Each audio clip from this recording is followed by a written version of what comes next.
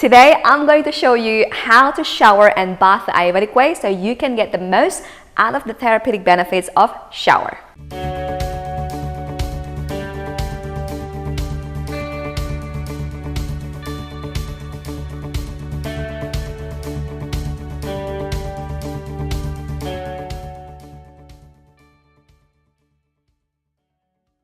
Hi, this is Zia and welcome to Holistic Nomads TV, where ancient wisdom and modern science can help you to have more clarity and energy in your life. Today, I'm going to continue the series of the Dinacharya of the Ayurvedic daily regime, and today we are going to focus on the showering or bathing. So today's class is going to be divided into 4 chapters. The first one, I'm going to share with you what is the benefits of shower, like the therapeutic benefits of it. Second, I'm going to share with you when is the ideal time to shower and bathing. Third, I'm going to share with you the step-by-step how to shower the Ayurvedic way. And fourth, the extra tips that you might want to pay attention to on how to get the most out of therapeutic benefits of bathing.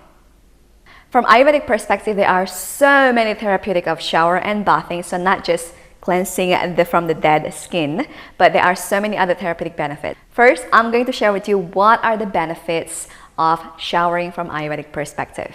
First, shower helps to relax the tense muscle. Second, it helps to open the clogged pores while inducing light sweat, which is the natural way for our body to release toxins. Third, shower helps to restore the moisture of the tissue. Fourth, it washes away last night dreams and thoughts. Fifth, shower helps to enhance physical energy levels and improves mental clarity. Sixth, shower helps to remove sweat, dirt, and environmental toxins from the skin. Lastly, shower helps to relax the mind and balance the emotions.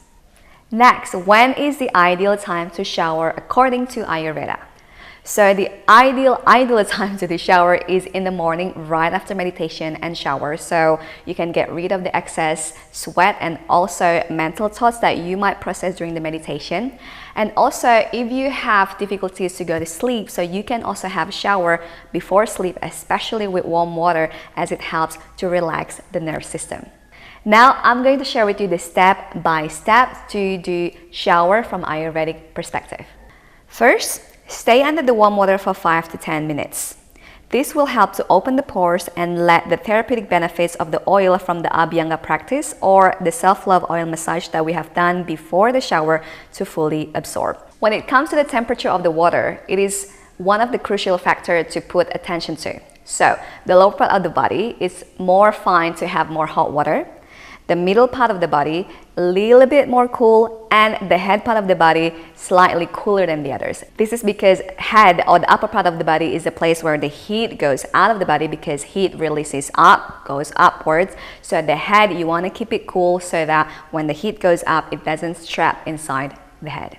Next one, only use soap in the strategic areas of the body like armpits, genitals, anus, and sole of the feet. As most soap are drying, and especially if you're Vata, we need to make sure to keep the moisture of our skin. If you feel that the other areas of the body are dirty, then you can put the soap as well on that area. Next one, use scrubbing gloves to exfoliate the dead skin and also to get rid of the excess oil from the Abhyanga or the self-love massage practice. This is because excess oil might clog the pores and trap the heat within our body. Lastly, close the shower ritual with cold water to close the pore, especially put the cold water onto your head. And you can pat your body dry with dry towel, and definitely not with wet, especially not with moldy towel, or you're gonna put around the mold on your body. With this practice, you don't even need to put body lotion after you shower because the body is already moist from the Abhyanga or the self-love oil practice before the shower, and also because you don't put the soap all over your body will stay moist. Now, here's the last part of the class, which is the extra tips to make your bathing and shower experience to be even more therapeutic. First, only use natural cleansing materials or soap that is not going to strip the moisture away. The ideal cleansing formulation helps the process of rehydrating the skin so that during the bath or cleansing process, the skin can absorb adequate molecules of water into the cell. Next, don't bath in a hurry and practice a deep belly breath so that you can stay calm and relaxed during the shower. Lastly, put a natural smell or perfume that invokes the sattvic qualities, meaning something that promotes calm and harmony in our mind.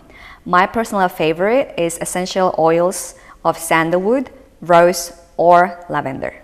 That's the class for today about shower and bathing from Ayurvedic perspective, and I hope you can get the most benefit out of this class. Now, theory without practice is wasteful because hearing leads to forgetting, teaching leads to remembering, and applying leads to mastering.